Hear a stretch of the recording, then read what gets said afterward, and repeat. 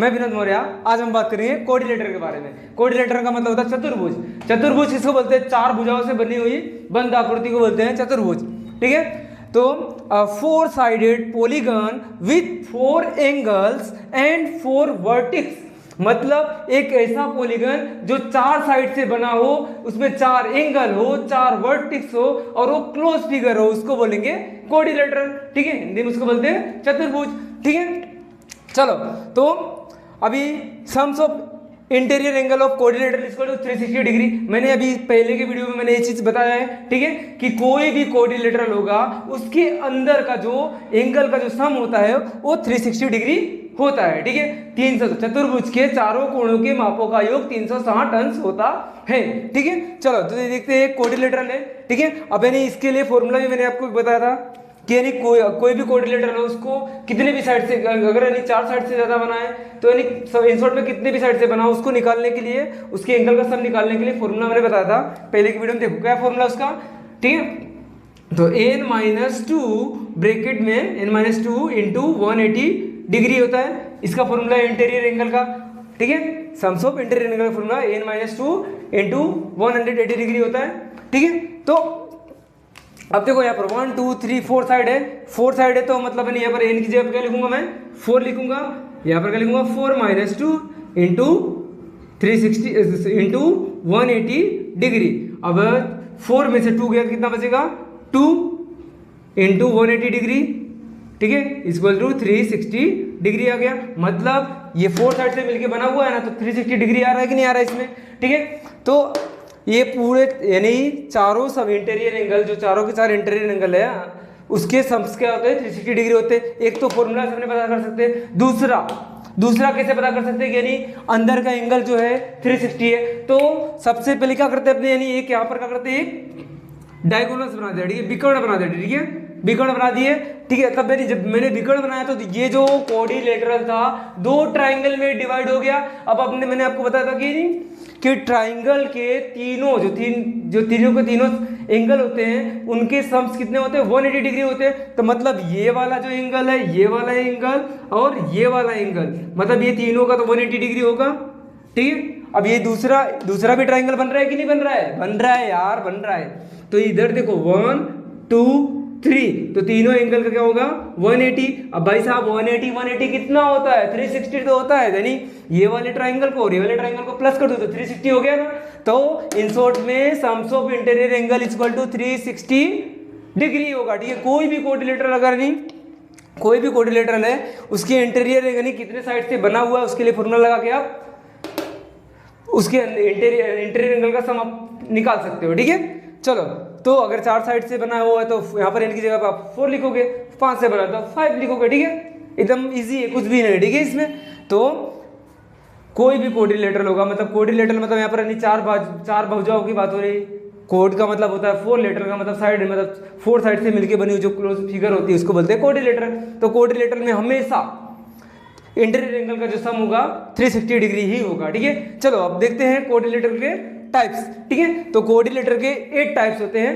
पहला टाइप है पैरेललोग्राम, हिंदी में इसको बोलते हैं समांतर बाजू चतुर्भुज। ठीक है, क्या बोलते हैं? समांतर बाजू चतुर्भुज। और दूसरा है रेक्टेंगल, जिसको बोलते हैं हिंदी में आयताकार। ठीक है, और तीसरा है स्क्वायर, जिसको बोलते हैं हिंदी में वर्ग। और चौथा है रोम्बस बस नहीं यार, रोम्बस। ठीक है, रोम्बस को क्या बोलते हैं हिंदी में? समबाहु चतुर्भुज।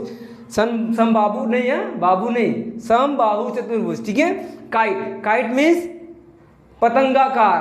ठीक है, पतंग के जैसा आकार होगा उसको बोलते हैं काइट। ठीक है, चलो तो छठा आता है ट्रेपीजियम का मतलब होता है हिंदी में समलम चतुर्भुज। मैं हर एक के बारे में आपको बताऊंगा कि यानी ये इसको पैरेललोग्राम क्यों बोलते हैं, इसको रेक्टेंगल क्यों बोलते हैं, इसको स्क्वायर क्यों बोलते हैं, रोम्बस क्यों बोलते हैं, काइट क्यों बोलते हैं और ट्रेपीजियम क्यों बोलते हैं, सब बताऊंगा मैं आपको। ठीक है, खाली आप ध्यान से देखते रहो। ठीक है, चलो सातवां आता है आइसोस्केल ट्रेपीजियम, मतलब समद्विबाहु समलम चतुर्भुज। जगह थोड़ा कम था इसलिए यहाँ पर बना दिया चतुर्भुज। ठीक है, आप सब होशियारी हो।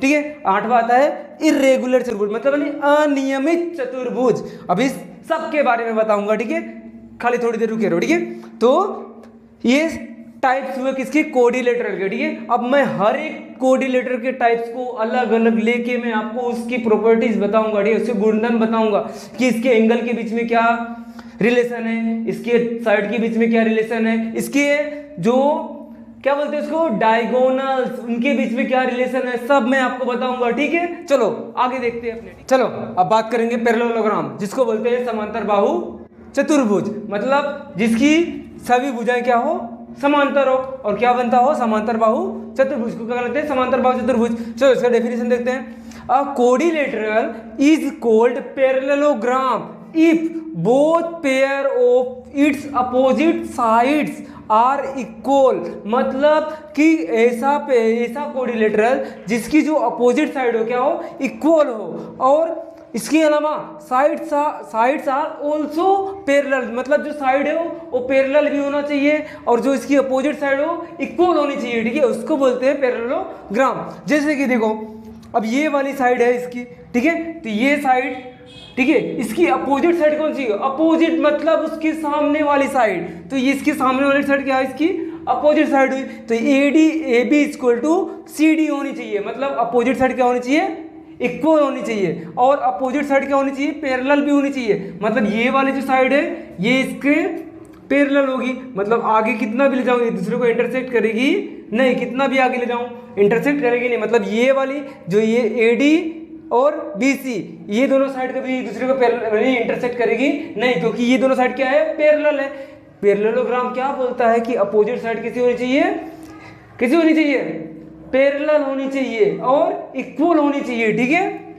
चलो तो यहां देखते हैं A B parallel C D, क्यों A B parallel C D, A B कहाँ है, ढूंढो जल्दी, ये रहा ए बी, उसके सामने वाला क्या है, अब मैंने बोला अपोजिट साइड पैरेलल होनी चाहिए, तो ए बी है, उसके सामने कौन है, सी डी, तो ये ए बी और सी डी क्या है, पैरेलल है। मैं इसको कितना भी आगे ले जाऊं ये कभी एक दूसरे को इंटरसेक्ट करेगी नहीं, ये भी इंटरसेक्ट कभी नहीं करेगी, तो कितना भी नीचे जाओ, कहाँ कितना भी आगे, ठीक है, कभी भी इंटरसेक्ट करेगी नहीं, उसी को बोलते हैं पैरेलल। तो ये साइड एक दूसरे की क्या है, पैरेलल है, तो इंटरसेक्ट करेगी नहीं, तो A B parallel C D हो गया।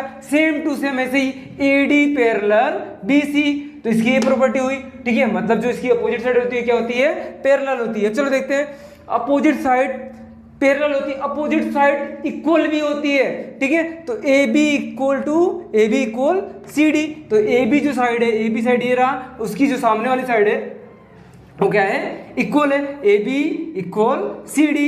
Same to same A D equal B C, क्योंकि ए डी के अपोजिट साइड कौन है, ए डी का अपोजिट साइड कौन सा है, बी सी, तो इसके सामने वाली साइड भी क्या होगी, इक्वल होगी।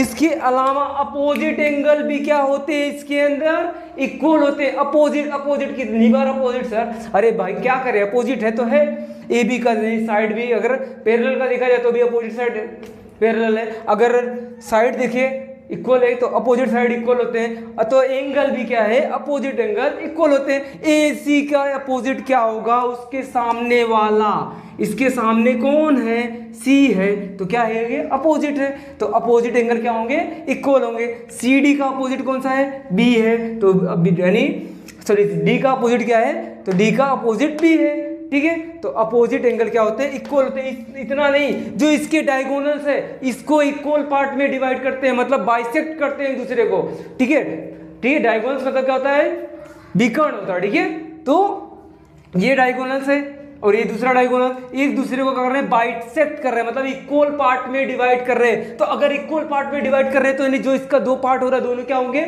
इक्वल होंगे, मतलब ए ओ बराबर ओ सी होगा, क्योंकि बाइसेक्ट मतलब इक्वल पार्ट में डिवाइड करना, ठीक है, तो ए ओ बराबर ओ सी होगा, तो देखो ए ओ बराबर ओ सी। ऐसे ही ये भी ओ डी बराबर, ओ डी नहीं, हाँ चार चार बंगड़ी वाली ओ डी बोलते नहीं, हाँ उसी को ओ डी बोलते हैं ना, ठीक है, तो O D equal to B O होगा, ठीक है, तो B O equal to O D, मतलब बाइसेक्ट करती है ना बेटा, बाइसेक्ट करती मतलब यानी दोनों इक्वल ही होगी, ठीक है, तो ये रही पैरेललोग्राम की प्रॉपर्टी, ठीक है। चलो अब बात करते हैं, अब बात करेंगे रेक्टेंगल। रेक्टेंगल का मतलब होता है आयताकार, आयताकार मतलब यानी जिसकी क्या हो, जिसके सभी कोण कितने को 90 के हों, ठीक है, उसे क्या बोलते हैं, आयताकार, ठीक है। तो अ parallelogram in which each angle is a right angle, मतलब हर एक एंगल कितने का हो, राइट एंगल हो, मतलब 90 का हो, जिसको या 90 अंश का हो बोले तो, ठीक है। तो उसको क्या बोलते हैं, रेक्टेंगल बोलते हैं, ठीक है। अब रेक्टेंगल की प्रॉपर्टी देखते हैं, इसकी क्या प्रॉपर्टी है।